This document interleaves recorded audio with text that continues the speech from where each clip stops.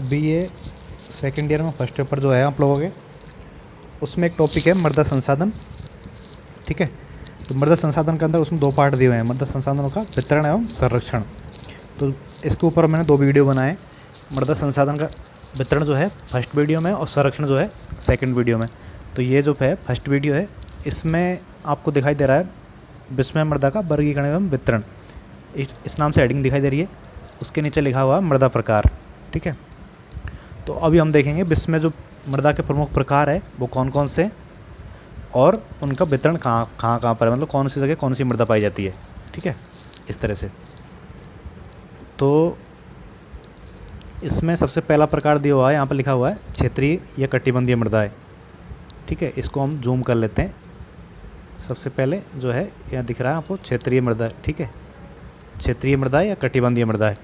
तो क्षेत्रीय मृदा जो है ये होती है किसी क्षेत्र विशेष में ऐसी मृदाएं पाई जाती है जो वहाँ की वनस्पति और वहाँ की जलवायु जो है उस स्थान की, उसके अकॉर्डिंग उनका विकास होता है। उनको हम क्षेत्रीय मृदाएं बोल देते हैं। कटिबंधीय इसको इसलिए बोलते हैं क्योंकि जलवायु कटिबंध जो है, जैसे उष्ण कटिबंधीय जलवायु है, शीतोष्ण कटिबंध जलवायु है। ठीक है, शीत कटिबंधीय, तो इस तरह से जो जलवायु के कटिबंध है उनके अकॉर्डिंग वहाँ पर मृदाओं का विकास होता है उन स्थानों पर। तो इस कारण से उनको कटिबंधीय मृदाएं बोल देते हैं। क्षेत्रीय मतलब क्षेत्र, वहाँ का जो लोकल एरिया है उसी के अकॉर्डिंग मृदा का विकास होने के कारण उनको क्षेत्रीय मृदा बोल देते हैं। ठीक है, आगे समझ। उसके यहाँ पर लिखा हुई मैंने वनस्पति एवं जलवायु का प्रभाव पड़ता है इन मृदाओं के ऊपर। ठीक है, तो ये मृदा जो है इनको हम 3 भागों में बांटते हैं। 3 भाग यहाँ पर दिखाई दे रहे हैं आपको, 3 तीर के निशान जो है, पेडाल्फर, पेडोकोल और टुंड्रा मृदा है। ठीक है, ये इसके 3 प्रकार है क्षेत्रीय मृदाओं के। इनके नाम से आप पता कर सकते हो इनका मतलब क्या है। जैसे पेडाल्फर है तो इंग्लिश में इसको बोलते हैं पैड प्लस अल प्लस एफ ई, मतलब पेड का मतलब हिंदी में मृदा होता है। ठीक है, ऐसी मृदा जिसमें एल्युमिनियम और ये एफ ई मतलब लोहा। ठीक है, इनकी मात्रा ज़्यादा होती है। ठीक है, दोनों तत्व ज़्यादा पाए जाते हैं, जिसको पेडाल्फर बोलते हैं। लोहे की मात्रा ज़्यादा पाई जाती है इसमें। ठीक है, और ये इसका एग्जाम्पल है पोर्टजोल और लेटराइट मृदा। ठीक है, पोर्टजोल मृदा जो है वो ये भी एक मृदा का प्रकार है, और लेटराइट मृदा जो है ये भी मैंने आपको बीए फर्स्ट ईयर में पढ़ाया था। जैसे जो जहाँ पर ज़्यादा वर्षा होती है उन इलाकों में इसका विकास होता है। ठीक है, लेटराइट मृदा का, लेकिन ये उपजाऊ थोड़ी कम होती है। इसके बाद नेक्स्ट है इसमें पेडोकोल मृदा। पेडोकोल मतलब इसको इंग्लिश में PED और कैल्शियम CAL। ठीक है, इन दोनों से मिलकर बनी हुई है, इंग्लिश के 2 वर्ड है इनसे। पेडो मतलब मृदा और कैल्शियम मतलब जो कैल्शियम रसायन है उसकी बात कर रहा हूँ मैं यहाँ पर। ठीक है, तो दोनों से मिला के मतलब ऐसी मृदा जिसमें कैल्शियम की मात्रा ज़्यादा होती है। तो ऐसी मृदा का एग्जाम्पल है चरनोजम और स्टेपी। इसके नीचे लिख रहे हैं 2 वर्ड, चरनोजम और स्टेपी। चरनोजम मृदा जो है ये भी रूस में पाई जाती है, और रूस में एक स्टेपी इलाका है जो स्टेपी घास पाई जाती है वहाँ पर। तो उस इलाके में जो है मृदा पाई जाती है उसको पेडोकोल मृदा कहा जाता है। ठीक है, तो इसके 2 एग्जाम्पल हो गए पेडोकोल मृदा के, जिसमें ऐसी पेडोकोल मृदा ऐसी मृदा थी जिसमें कैल्शियम की मात्रा ज़्यादा होती है। ठीक है, इनके अलावा भी कुछ इलाके हैं वर्ल्ड में जहाँ पर भी ये मृदा पाई जाती है। ज़रूरी नहीं कि रूस में ही है। ठीक है, और भी कई जगह पर है। इसके बाद सेकंड मृदा जो है हम लोगों की वो है अंतरक्षेत्रीय या अंतरकटिबंधीय मृदा है। ठीक है, बीच वाला जो प्रकार है वो उसके बारे में बात करेंगे। तो अंतरक्षेत्रीय या अंतरकटिबंधीय, इसका मतलब ये है पहली जो मृदा थी वो तो क्या है क्षेत्र विशेष से मिल रही थी। ठीक है, और वहाँ की जो जलवायु है और उसके ऊपर वनस्पति का प्रभाव पड़ रहा था। ठीक है, लेकिन जो दूसरी प्रकार की मृदा है अंतरक्षेत्रीय, ये जो है क्षेत्रों में बिखरी हुई मिलती है। ऐसे नहीं कोई फिक्स स्थान नहीं है इसका। ठीक है, सारे क्षेत्रों में कुछ कुछ मात्रा में बिखरी हुई मिलती है। इसके ऊपर वनस्पति और वहाँ की जो जलवायु है उसका कोई ज़्यादा फर्क नहीं पड़ता।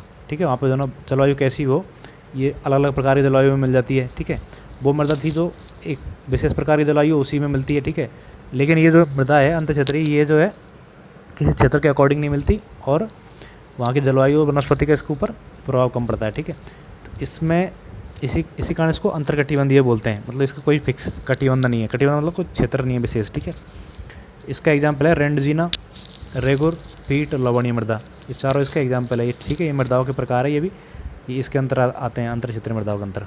रेगुर मृदा जो आप नाम सुना होगा, काली मिट्टी जो है उसको रेगुर बोलते हैं। ठीक है, पीट मृदा जो ये जो है ये भी कई जगह भारत में पाई जाती है।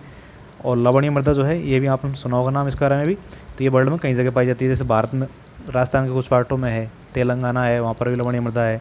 तो इस तरह से वर्ल्ड में ये जो है कई जगह पर है मृदा है, ठीक है, लवणीय मृदा है, जिसमें लवण की मात्रा ज़्यादा होती है। लास्ट जो प्रकार है मृदाओं के वो है अप्रादेशिक मृदा, ठीक है, या अपार्श्विक मृदा। तो आप लोगों ने फर्स्ट ईयर में मृदा का चैप्टर पढ़ा था, उसमें आप लोगों ने पढ़ा होगा मृदा पार्श्व या मृदा परिच्छेदिका, ठीक है। तो मृदा परिच्छेदिका जो होती है वो होती है जैसे मृदा ऊपर से हम कोई गड्ढा खोदते नीचे काफ़ी नीचे तक गड्ढा खोद देते हैं, तो उसमें क्या होगा आपको लेयर्स मिलते हैं मृदा के।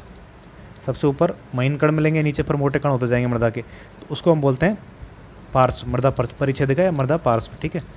तो अपार्श्विक मृदा है ऐसी मृदा है जिसमें वो पार्श्व नहीं पाए जाते, मृदा परिच्छेदिका नहीं पाई जाती मतलब, ठीक है, उसको हम बोलते हैं अपार्श्विक मृदा है।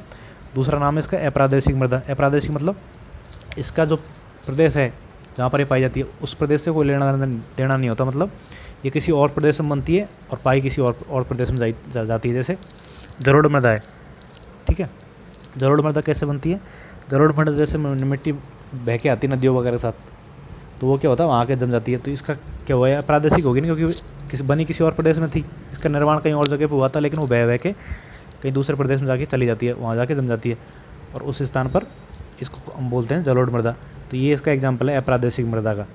ये होती है इसकी विशेषता जो है, इसकी पहली विशेषता है अविकसित मृदा है, मतलब इन मृदाओं का विकास कम होता है क्योंकि ये नवीन मृदाएं होती है, जैसे बांगड़ खादर वगैरह है जो है सारी जलोढ़ मृदा है। तो ये जो मिट्टी है सबसे नई मिट्टी है। आप लोग देखोगे काली मिट्टी है जो है बहुत पुरानी मिट्टी है, इसकी तुलना में यूपी वगैरह की मिट्टी देखोगे तो वो क्या है अविकसित मृदा है, लेकिन काफ़ी नवीन मिट्टी है, ठीक है, नई मिट्टी है।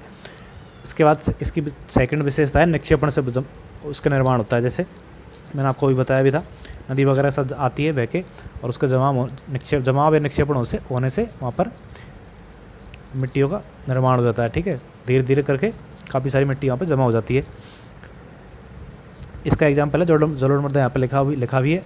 और अगला एग्जाम्पल है इसका पर्वतीय मृदा। तो पर्वतीय मृदा जो है वो भी अधिकांश कट के उसका विकास होता है, क्योंकि पर्वत के जो ऊपर वाले इलाके हैं उन इलाकों से मृदा जो है पानी वगैरह साथ नीचे बह के आती है और वहाँ पर जम जाती है, ठीक है।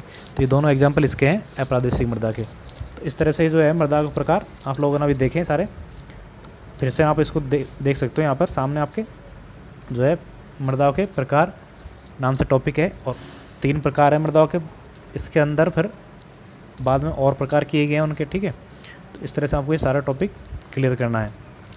एग्जाम में क्वेश्चन इसके ऊपर 2 तरह से आ सकता है, जैसे विश्व में मृदा का वर्गीकरण एवं वितरण का वर्णन कीजिए, इस तरह से क्वेश्चन पूछ सकता है।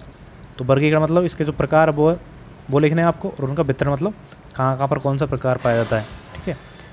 हो सकता है क्वेश्चन के साथ ये और ऐड कर दे, उसमें साथ में ये भी पूछ सकता है कि मृदा संसाधनों का संरक्षण का वर्णन कीजिए, जैसे वो सेकंड पार्ट में पढ़ाऊंगा चीज़ में आपको सेकंड वीडियो में। तो दोनों हो सकता है मिला के पूछ ले या फिर अलग अलग भी पूछ सकता है, जैसे मृदाओं का संरक्षण की विधियों का वर्णन कीजिए, जो सेकंड पार्ट में पढ़ाऊंगा उसके ऊपर भी अलग से क्वेश्चन पूछ सकता है बड़ा, तो आपको तैयार करना है, ठीक है।